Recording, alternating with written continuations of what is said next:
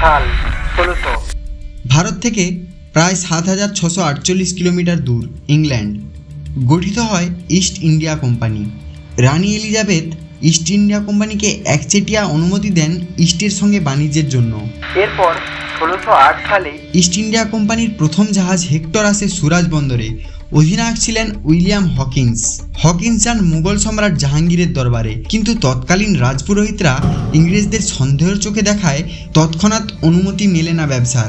1613 সালে অনেক দিন দরবারের পর জাহাঙ্গীর সুরাটে কোম্পানিকে প্রথম ফ্যাক্টরি স্থাপনের অনুমতি দেন।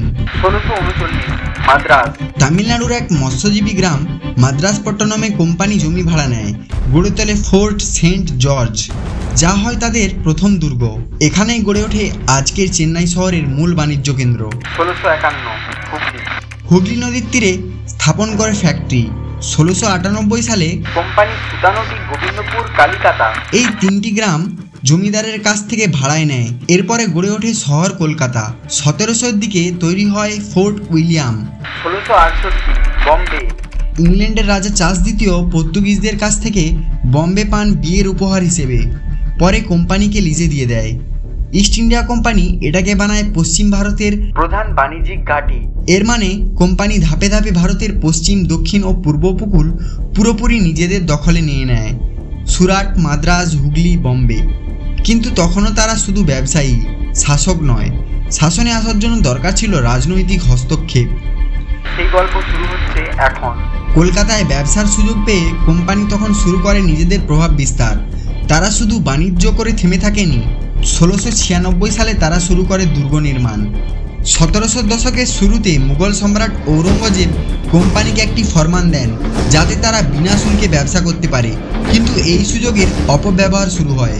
কোম্পানির কর্মকর্তারা ব্যক্তিগত ব্যবসাতেও কর না দিয়ে পণ্য আনা নেওয়া করে। স্থানীয় বণিকদের ব্যবসা বন্ধ হয়ে যায়। বাংলায় নবাবরা রাজস্ব হারাতে থাকেন। এই পরিস্থিতিতে বাংলার নবাব সিরাজউদ্দৌলা ক্ষমতায় আসার পর ব্যাপক কড়াকড়ি শুরু করেন। তিনি স্পষ্টভাবে জানিয়ে দেন, রাজনৈতিক হস্তক্ষেপ বন্ধ করো, দুর্গ নির্মাণ বন্ধ করো, রাজস্ব প্রদান করো। কোম্পানি এই আদেশ মানেনি। তখন নবাব রাগান্বিত হয়ে কলকাতার ইংরেজ ফ্যাক্টরিতে আক্রমণ করেন, কাশিম বাজারের ফ্যাক্টরি দখল করেন, ইংরেজ অফিসারদের বন্দি করেন, এমনকি কলকাতাও পূর্ণ দখল করেন। এদিকে মাদ্রাজ থেকে কোম্পানি সেনাবাহিনী পাঠায়। নেতৃত্বে ছিলেন রবার্ট ক্লাইভ। সামনে এগিয়ে আসে ইতিহাসের এক কালো অধ্যায়, পলাশীর যুদ্ধ।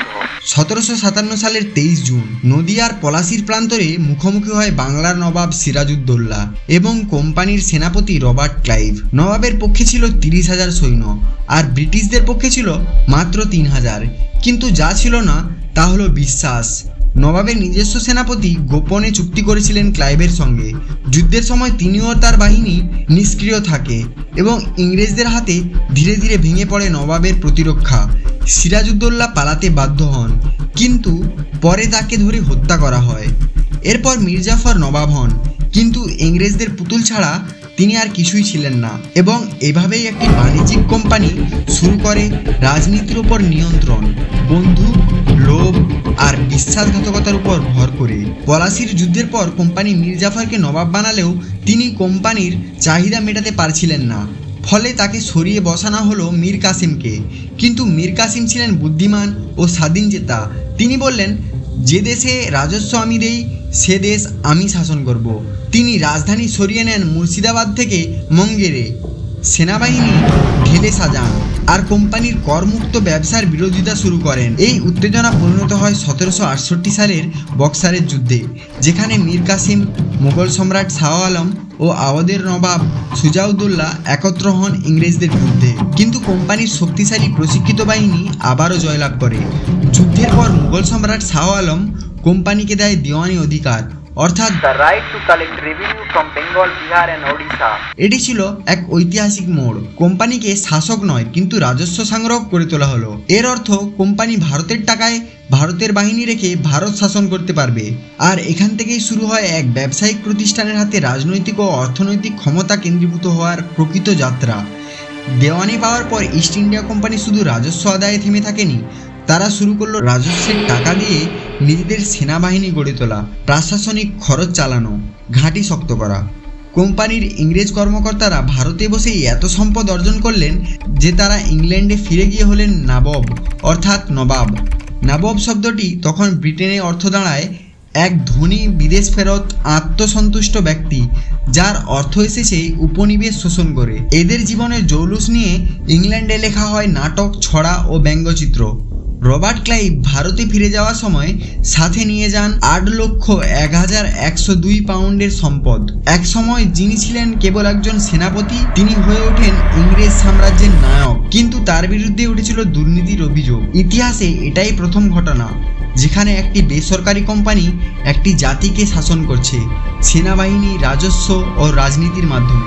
যদি এরকম ইনফরমেটিভ ভিডিও আরও পেতে চান তাহলে এই ভিডিওটিকে একটি লাইক করে সাবস্ক্রাইব অবশ্যই করে দিন আর শেয়ার করুন আপনাদের দেশভক্ত বন্ধুদের সঙ্গে। নমস্কার।